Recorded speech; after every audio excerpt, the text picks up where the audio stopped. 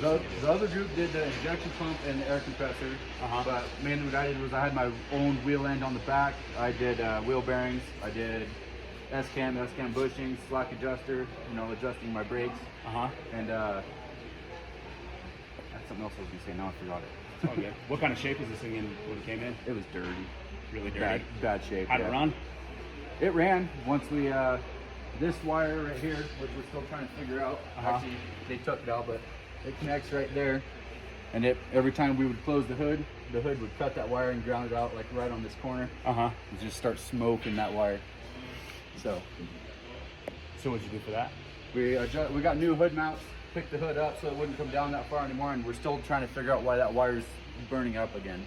Okay. 'Cause it's still doing it. So now it still has an ignition issue? Yeah. How are you guys diagnosing that? We're trying Schematics tracing it? Yeah, we're trying to find the schematic for that, for the ignition system.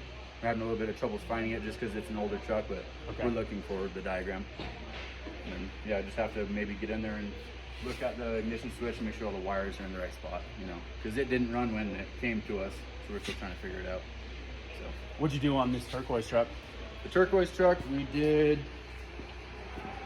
took the valve cover off, pulled the trim code on injector number 1. A group before us went in there and put an injector in it, so we had to get the trim code out of it to put in the computer.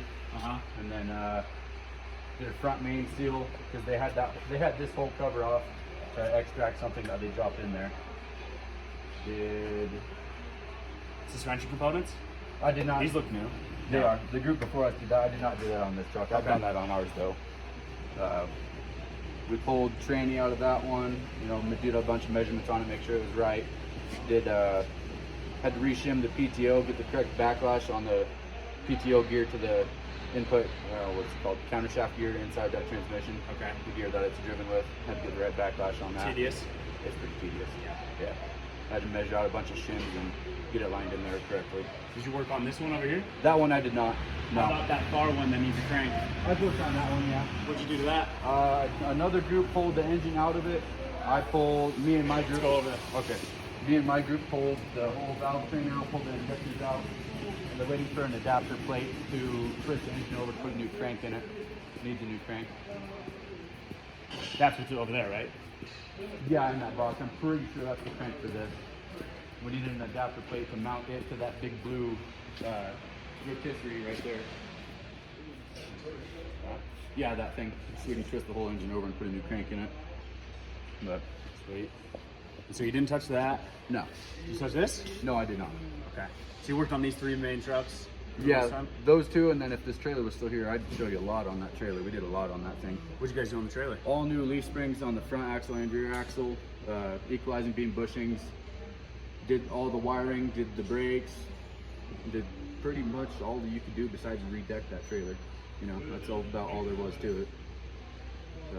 Did you brakes all around on 2 trucks? We didn't touch the brakes on the turquoise truck. We touched them on our white truck. We only did new brakes on the front drive axle on the rear, but we went in and, you know, adjusted all of them. You said you did the wheel bearings too. Did wheel bearings too, yeah. Cool. Anything else that you can think of that you did? The S-cam bushings, wheel bearings. Took off our 5th wheel, went through it and greased it up, make sure it operated properly. And then got new bushings for it because they were worn out.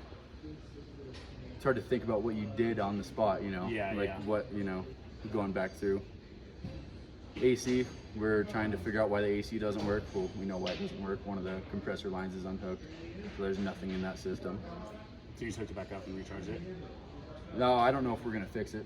It's whatever KB wants us to do. So if they want to fix it, we'll fix it. But if they don't, then we won't. So the KB truck comes from KB Customs in Texas, yeah. Okay. As far as I know. So they trailed it up here? They drove it up here? Trailered it.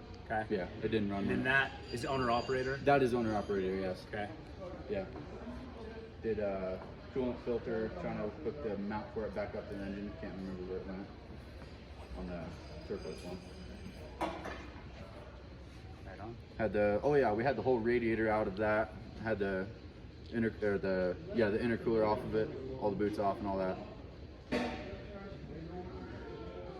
And then the other group did the injection pump on it, rebuilt the entire thing. It was leaking pretty bad out of it. U-joints on every single driveline, did U-joints on the intermediate shaft on the